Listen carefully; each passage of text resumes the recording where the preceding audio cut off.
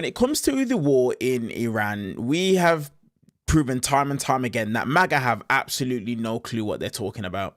And in today's clip, we're going to see it once again. In today's clip, we are going to see Leland Vittert, who is a host on News Nation. He is also MAGA, get repeatedly schooled by Democratic Rep Seth Moulton, who is also a combat veteran, on Iran policy, Donald Trump's handling of the war, and even discussing about oil sanction relief mid-war as well. So as usual, let's watch the clip in full, and then I'm going to give you guys my thoughts and my commentary towards the end. Let's get into it. President Trump says Iran's peace offer is like a kid's wish list for Santa. Sovereignty over the Strait of Hormuz, demanding reparations for war. We know how much MAGA loves the word reparations, and no guarantees on nuclear weapons. So the Iranians are playing Trump, and Americans are still paying a small fortune at the pump. But you don't watch this show to rehash cable news talking points about whose problem it is or who caused the problem. There's got to be some kind of solution put forth. President Trump's put forth the solution of strangling the Iranians economically for the next couple of months.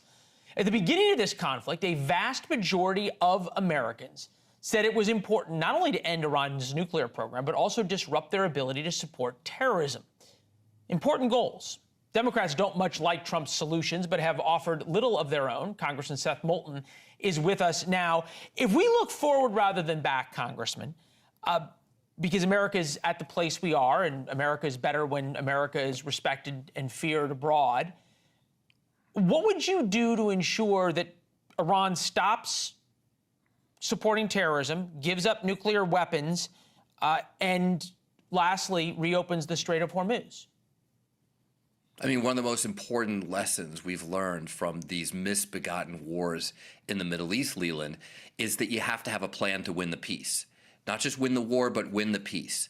Sadly, Trump is not only losing the war, but he's losing the peace negotiations as well. And I'm going to say something shocking here.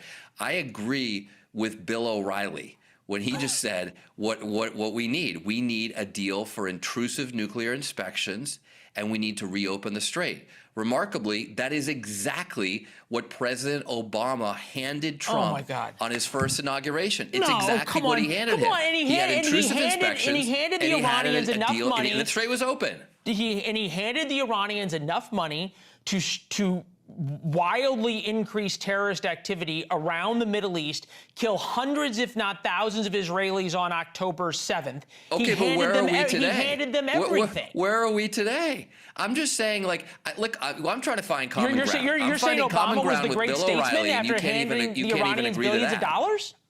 Excuse me? You're saying we should be more like Obama, who gave the Iranians billions of dollars? Wait. Oh, so Trump, when he amazingly lifted oil sanctions on the Iranians in the middle of the war, like, hey, thanks for killing 14 Americans, we're going to lift oil sanctions on you.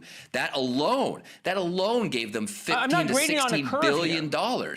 Right now, I mean, you can buy a lot of ballistic missiles from the Chinese for $16 billion that we just handed Iran in the course of this war. Okay, so don't talk about Obama actually got something for that money. Whether you like the price or not, Leland, hold on. Whether you like the price or not, Obama got something for that money. He got intrusive inspections. He got a deal that prevented Iran from ever having a nuclear weapon. Okay. And Trump's own first administration certified they were following the deal. Let's try to get into this decade of where we're at right now. Democrats don't like anything Trump's done. They didn't like his negotiations with Iran. They don't like the war with Iran. They don't like how he's treating the Israelis. What do you do right now to restore American deterrence and to reopen the Strait? And if it is not, continuing to strangle Iran economically and potentially use military force against them? The only two options here at the end of the day, the only two options are to actually take over Iran to reopen the Strait. We're talking Iraq war again. Iran is twice the population of Iraq, so maybe 300,000 troops, since we all agree the 100,000 we sent to Iraq wasn't initially enough, because that would actually eliminate their nuclear weapons program, actually change their regime into a more peaceful regime, a Western-oriented regime, and actually reopen the Strait. But if you're not willing to do that, then at the end of the day, you've got to negotiate with the Iranians. So here's a first first step. How about send some professionals to negotiate instead of real estate tycoon Steve Witkoff? Where is the Secretary of State? I mean, I would be embarrassed right now if I was Marco Rubio. There's a geopolitical crisis. It's causing major domestic problems with rising gas prices. And Marco Rubio's been sent to babysit Cuba? I mean, what is Marco going Rubio on with seems this, to be the most these popular negotiations? member of the administration right now. You're going to trash what Rubio I'm asking now? is, where are the professionals to actually negotiate a decent deal? You've got people who've negotiated with Iran for decades in the State Department. Why are they being sidelined? I don't think any. I think the reason there's new people is because the people in the State Department who are negotiating with Iran seem to be apologists for Iran. So, no, absolutely not apologists for Iran, because they actually got a deal that prevented them from having a nuclear weapon. And the bottom line is that the one I get big the Democrats now achievement- seem to want to go. They seem to say that Obama was this panacea to the Middle East. I was No, there. look, and look, I was there critical. with Obama in the Middle East, and it turned into a complete disaster. The Arab Spring. Okay, well, first of didn't all, really work out.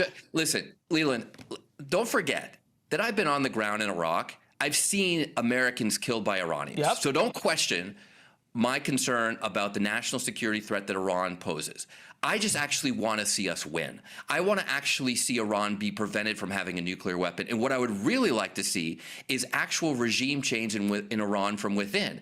And when you have a diplomatic deal that you then build on with more diplomatic deals to strengthen it, to make it better rather than tearing it up and starting a war, you actually empower the moderates in the country rather than the hardliners. Yeah, and everything Trump has done is empowered the hardliners. Okay, well, I think that's one method. I don't buy that it's going to work, but I understand the point. Well, it'd be a lot better than right now, because we've literally gotten nothing out of them. For all of Trump's bluster and bombs, he's gotten nothing out of the Iranians except they've closed the strait, which they have never closed before. They're phenomenally weakened. They're nearly broke. We have how are they?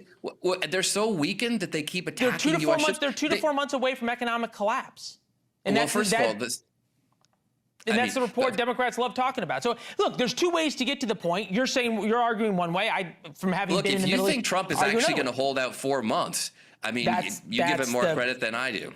Well, we'll see. That is the $1 trillion question. It is a $1 trillion question. No, right. You're right. It is a $1 trillion question. We'll Congressman, see. Thank you. We will. We'll talk to you soon. Always good to see you, Leland. Yeah. So, listen, this is what I'm going to say to you guys. And I'm going to be real. I might lose some of you here, but I created this channel to give my perspective and my truth on things. And I'm just going to say it right here. Racism has this MAGA bunch, the right, so against Barack Obama that they can't just admit the goddamn truth. In comparison to what's taking place right now, the Obama deal worked. It worked. Trump's own first administration admitted it. He tore up the JCPOA purely out of ego, and now Americans are paying for it. Not just Americans, even Brits all around the world. With oil prices rising, people are paying for it because of Donald Trump's ego. It worked. It doesn't matter if you want to try and turn around and make comments like it sent him so much cash that they could do this, that, the other. Like you just heard Seth Moulton say, Donald Trump handed Iran $16 billion in oil sanctions relief in the middle of the war. In the middle of a war that America were losing. Now, imagine if Barack Obama had done the exact same thing that Donald Trump had done with this Iran war now. Republicans would impeach him. No questions asked. No back, no forth. They would have impeached him. They would have. The JCPOA, it worked. Exactly like you heard Seth say, I've gone away and I've done the research. It worked. The deal that it is that they had, there was ongoing inspections, CCTV, people could drop in at any point at the drop of a hat and they could literally take a look just to make sure that Iran was sticking to what they were meant to. It worked. But MAGA are so hell-bent to not give Barack Obama respect that they try and trash it at every point. Try and say, oh, he handed him so much cash. But they completely forget that Donald Trump's handling of the Iran war has handed Iran $16 billion in oil sanctions relief. That means they've been making money Honestly, it's just ridiculous. Every single move that Donald Trump has made within this war has literally strengthened the hardliners in Tehran. Genuinely. And the craziest thing is this: the Ayatollah must be sitting there and thinking to himself, Donald Trump is the best recruiter I've ever had. Remember, going into this war, Iran, the people, were supposedly in an uprising, but because of the way in which that this administration has attacked Iran, people are now siding with the Ayatollah and the IRGC. Genuinely, that's exactly what's taking place. So it just frustrates me so much to hear these guys bang on so much about Barack Obama and the JCPOA. But the reality is, it worked. It worked. And the only reason why the world is in this mess right now is because Donald Trump tore up the one thing that worked. Instead, which Iran were open to do, he could have just renewed the JCPOA. But he didn't. He didn't. And as a result, take a look at where it is that the world, the United States in Iran is at right now. Let me know your guys' thoughts down in the comment section below. Do me a favor, hype up the video, please, as usual. I want to get in front of as many people as possible. Give the video a thumbs up, turn on the bell notification, all that usual good stuff. I appreciate you guys, and I'll see you guys in the next one.